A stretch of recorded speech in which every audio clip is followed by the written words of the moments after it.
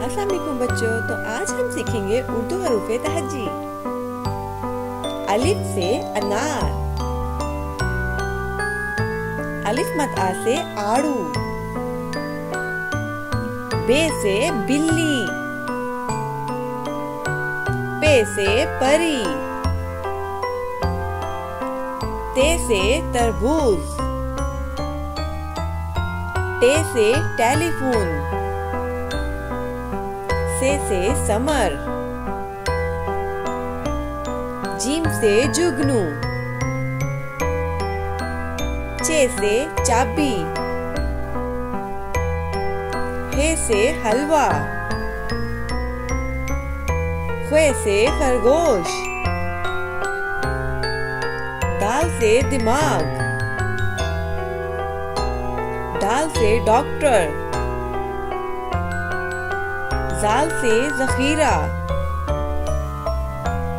रे से रेलगाड़ी, रे से पहाड़, जे से जिराफा, से सालाबारी, सीन से सजदा, शीन से शहद, स्वाद से संदूक, ज़्वाद से ज़ईफ,